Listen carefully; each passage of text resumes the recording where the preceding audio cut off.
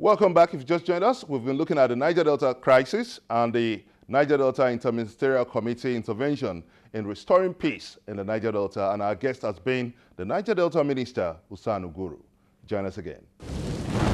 From the commitment of the IOCs, how much are they spending in this UNEP report? Really, I cannot define that, but one thing I know is the IOCs are willing to make relevant commitments, but not able to say the real monetary value. It's rather surprising that there is no provision for the UNEP report in the 2016 budget. The budget of this year, we say, is a victim of exigency from the perspective of the executive, because we resumed office in November and we were caught up in the hustle of having to put a budget together. Even at that, we tried our best to capture what is good for Nigerians within the short period. But of course, all that went on concerning the budget is in public space. So if it is not done, it's not deliberate. But I know government is committed. Tell us the terms of reference of this interministerial committee. To make sure that the recommendations of the UNEP report take effect. That is the summary. So who takes responsibility for the poor implementation of the budget? That becomes an issue for Ministry of Finance, Budget, and all the institutions involved in producing a budget. Who prepared the budget for the Niger Delta Ministry? We did. When preparing this budget, did you take cognizance of the necessity and exigencies of this UNEP report? Besides the Ministry of Niger Delta, or beyond the Ministry of Niger Delta, no agency got satisfaction of what they wanted. However, the UNEP report is limited to Ogoniland, but our budget had made a proposal for the cleanup in part of the Niger Delta region, because you wouldn't be able to handle all in one financial year. Would you say the federal government is really sincere about the implementation of this UNEP report? Because people would say it's over 1 year now and nothing has been seen beyond the ceremonial flag off of the cleanup of the Ogoniland. The first oil installation attacks in the region, which depict insecurity in this year, came up in January. Amidst that, the federal government went on to do the launch. And at the stage of mobilizing for the work to start, these attacks heightened. Even if the federal government was sincere, what steps are expected that are not taken? Why won't we have the environment that will enable the federal government demonstrate its resolve or sincerity before we begin to speculate, condemn, or criticize the intent of government? But if 1 year is enough to assess or doubt the sincerity of government, 5 years should then commit our sense of judgment to total denial of the essence of that same exercise. Could you expatiate on the 30-day ceasefire called by the federal government, and is the Niger Delta Avengers a party to this ceasefire agreement? I am not part of that negotiation, in spite of the fact that I have said we are talking to different people at different levels. I like to differentiate my conception of dialogue and negotiation. Dialogue means people are talking, but negotiation commits each party to agreement on terms.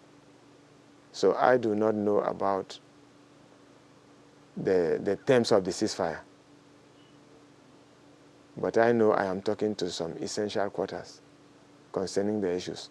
And I would say I'm getting useful information, which of course we are exchanging at the point of interministerial and agency collaborations. From your interaction, would you say you've been able to meet with a true representative of the Niger Delta Avengers? In the true sense of talking about Niger Delta Avengers, you know, the coloration in the Niger Delta militancy is such that one individual can change his identity by name as many times as possible and perform the same function. And the Niger Delta Avengers, in my own sense of understanding, are just a people who have given themselves that name. But the activity of destruction is being carried out by different cells. They may be coordinated, they may not be coordinated, but each of them has its own area of operation. But my understanding of the situation is based on what information I get from my interactions. From your extensive discussion, what are the terms or conditions? What are the demands from these militants? I will tell you also that some people who are determined to see that this government fails have decided to exploit the situation and form a collaboration with the Niger Delta Avengers. For instance, those who are sponsoring the demand for state of Biafra, they are not from the Niger Delta, but they are taking advantage of the situation to meet and fund or part-fund the activities. In that case, I have that understanding that the motive is that this government must not succeed. And so they import all forms of frivolous demands, which they don't really mean. But the ultimate is that this government must be brought down. Apart from economic sabotage, would you say some of their demands are reasonable, justifiable, or acceptable to the federal government? Earlier, I had stated that there is no formal demand presented before us.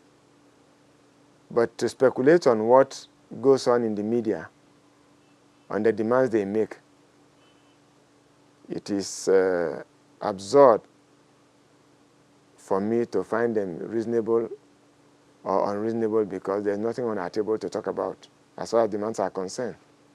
For instance, if you say criminal charges of a human being should be dropped unconditionally, I think they normally get dropped after an investigation. Again, to say release the former NSA. How does that affect the Niger Delta region? He's not from the Niger Delta, and if you are concerned, and how does the release of the former NSA promote the development of our region? So these issues are really not placed anywhere within the ambit of our demands as people of the Niger Delta region. How do you see the views of those kicking against the option of dialoguing with the Niger Delta Avengers?